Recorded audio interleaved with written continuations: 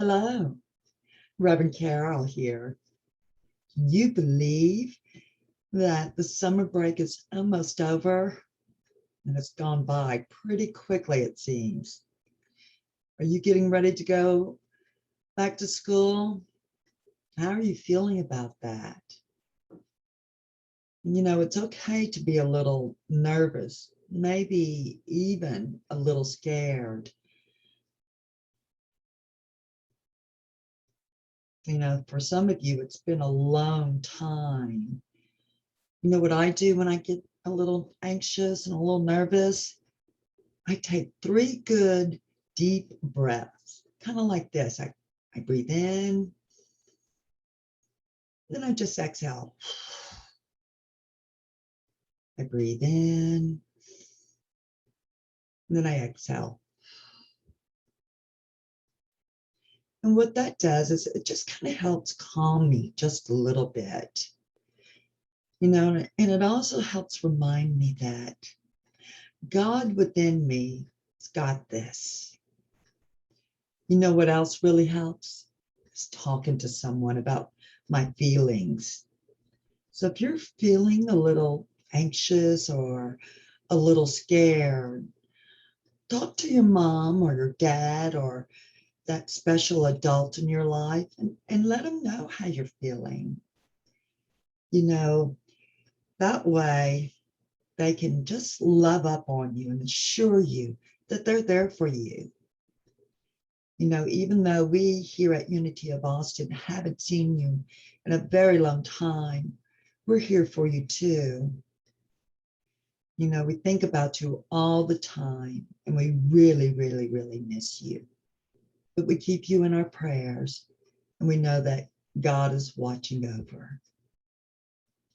Now today, the story that I'll be reading is, it's based on one of the parables that Jesus taught.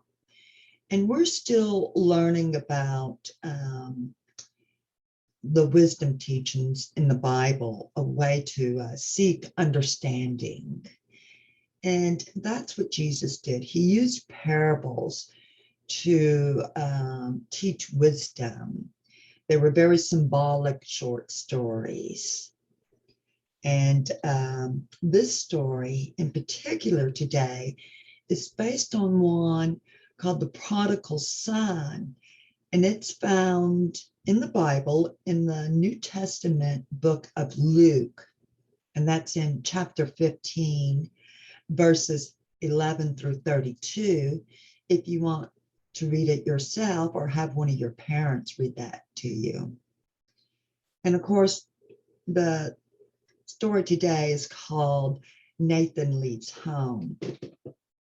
Before we get into the story, I want us to do our affirmation. And the affirmation is, as I ask questions and try to understand, my heart and my mind stay open.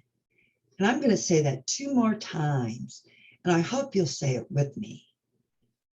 As I ask questions and try to understand, my heart and my mind stay open. As I ask questions and try to understand, my heart and my mind stay open. All right, let's get to the story. There once was a brother and sister who both loved their father very much. Nina loved to tend to the beautiful flower and vegetable gardens that surrounded their home in the valley. Nathan loved his home as well, and he worked beside his father with joy. But he was always looking up to the hills and wondering what the world was like away from his father's house. One day, Nathan told his sister Nina that he planned to leave and seek adventure. Nina tried to talk him out of it, but he was determined. He went to his father and asked for his share of the estate. His father was kind and generous, and he didn't hesitate to give Nathan half of the wealth he had. He then told Nina the other half belonged to her. Nina said, "But I'm happy here and I have all that I need, Father. I don't want to go anywhere else." "I don't want you to go. Everything I have is yours, dear Nina," her father answered. His father looked at Nathan with deep love and said, "Remember, you are my son, and you always have a home, no matter what happens." Nathan said he would always remember. Nathan kissed his sister and hugged his father and left his home to find out what the world had to offer. There was so much to see and do. Nathan used the money he had to explore strange lands and eat exotic foods. He made many friends who invited him to parties, and whenever he felt a little homesick, they would cheer him up and help him forget. Back at home, his father and sister would pray for Nathan, and they would talk about how much they missed him. Nina worked in the garden, and slowly God used to not having him around, but their father looked down the road every day, hoping to see Nathan coming home. Meanwhile, Nathan was having too much fun to give his father a thought, but gradually his money ran out and his friends began to leave him. There was a drought in the land and he didn't have enough food to eat. When he found a job taking care of pigs, he sadly discovered that the pigs ate better than he did. It had been it had been so long, Nathan had trouble remembering his father's face or the sound of his voice. But as he sat among the pigs and thought of all the adventures he had, nothing seemed more important than going home. Nathan wanted to go home. He wanted to see his father and sister again, but he felt ashamed and was sure his father had forgotten him. Then he had a thought. "I could just go back and be a hired hand. I won't ask to be treated like a son. That might work." It was a long and difficult journey, but Nathan finally reached the road leading to his father's estate. Nathan was rehearsing what he planned to say to his father when he saw the house and saw someone running down the road toward him. He was swept up in a loving embrace, and his father cried, my son, you have come back to me.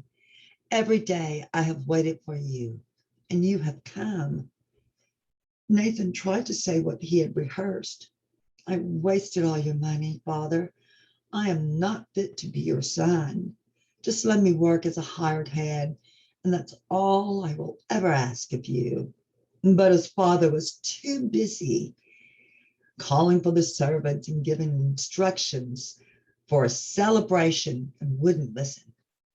He told the cook to prepare the best food, and he called for the best clothes to be laid out for his son. He took Nathan in the house and offered him a cool drink and a refreshing bath. He looked Nathan over and said, it was as if you were dead, and now you are alive again." Nina was out in the garden and heard people calling to her. She came into the house and found everybody running around, smiling and laughing. There was to be a feast, and she couldn't figure out why. She finally was able to slow down one of the servants, who explained, "Your brother has come home. Your father is so happy. He wants a celebration to welcome him home." Nina was stunned. Nina had come home. Nathan had come home after all this time. She had worked beside her father every day, and there had never been a party for her. Now her brother had spent half of their father's money, and forgotten them for years. And he got a party? Well, I won't go, thought Nina. But Nina didn't realize her father was watching, and he saw her feelings revealed in her face. He knew what she was thinking, and he went to his daughter with an understanding smile. Nina, have I not been with you all this time? Everything I have is yours, and you have been happy and cared for here. Your brother was lost. He was dead to us, and now he is with us again. It is time for rejoicing. Nina felt his love and the joy of knowing her brother was home. She saw Nathan coming toward her with his arms open wide, and she no longer felt selfish, only loving and forgiving. She knew it was time for rejoicing. So why do you think Nathan forgot about his father, even though he said he wouldn't? Think he was having too much time, fun, going to all those parties? If you were Nina, do you think you would have felt the same way? Do you think Nathan was surprised at his father's reaction when he saw him for the first time? You know, God's kind of like that. Well, God is like that. No matter what, God loves us. And God is with us always. And sometimes when we breathe, take that moment out to breathe, like I did earlier, we can kind of feel that assurance within us that God is there. Well, I hope you enjoyed the story today. And I hope you're excited about school. And it's going to be a wonderful first day of school for you. All of us here truly love and miss you. And as I close today, I want to do our blessing. We love you. We bless you. We appreciate you. And we behold the Christ in you. Have a wonderful, wonderful day.